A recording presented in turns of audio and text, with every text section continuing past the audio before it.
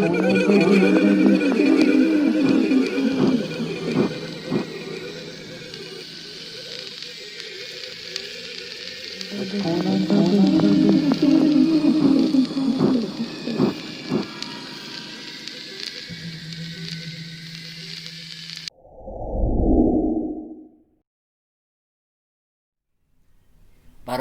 pemirsa dan pecinta jagat yang lembut, pada kesempatan kali ini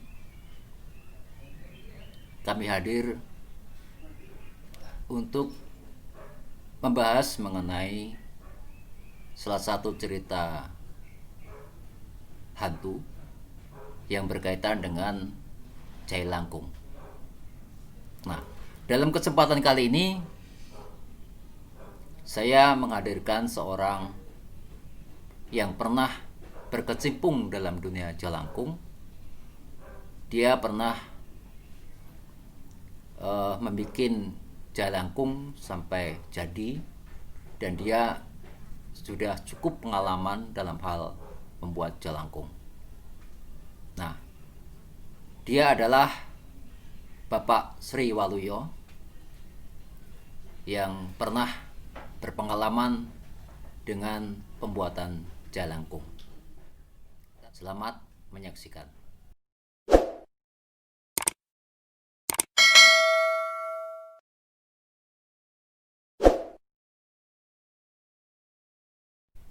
Nah, para pemirsa, inilah dia Bapak Sri Waluyo yang pernah bikin Jalangkung. Kita berbincang-bincang sejenak dengan Bapak Sri Waluyo yang berkaitan dengan Jalangkung.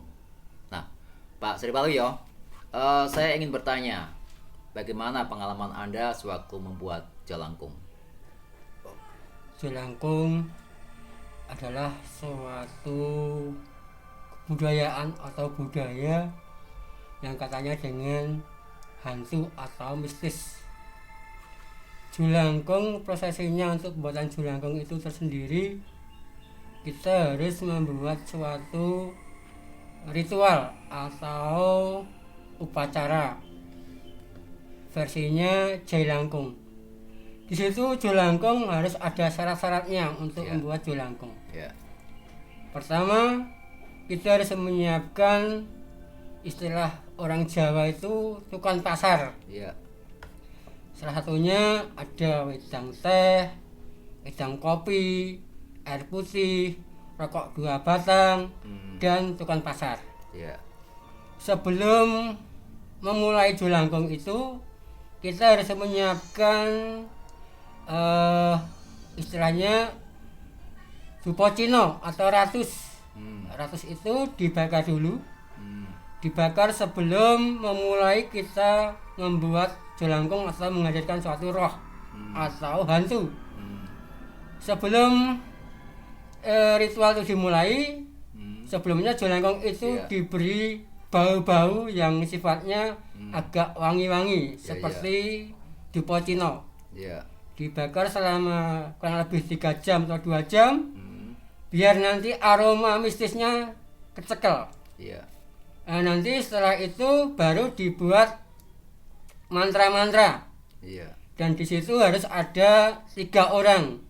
Yang 2 orang memegang Jalangkungnya, yang 1 orang untuk mengundangnya Jalangkung itu. Cara mengundang Jalangkung itu dengan cara kita membakar dupo Cino itu di hadapan Jalangkung dengan mantra-mantra tertentu. Nanti setelah 3 jam 2 jam, hantu itu atau roh itu bisa hadir dalam Jalangkung. Nah, sebelum hadir di situ ada aura mistis. Ketika ada yang megang, salah satu yang megang itu akan merasakan suatu aura yang sangat besar sekali pada roh tersebut. Seperti ada hembusan angin yang sangat dingin sekali. Tiba-tiba di situ ada roh yang masuk dalam Jalangkung itu. Nah, Jalangkung sendiri itu dibuat dari tenggok sarang dan dibuat kerangka seperti wajah manusia. Biar di situ ada tempat untuk masukkan roh. Nah, nanti di situ di jelangkung itu nanti diberi alat tulis biar nanti bisa menunjukkan apa yang dimaksud dari roh itu sendiri. Dan fungsi dan tugas untuk yang mengundang jelangkung itu sendiri nanti bisa bertanya pada jelangkung.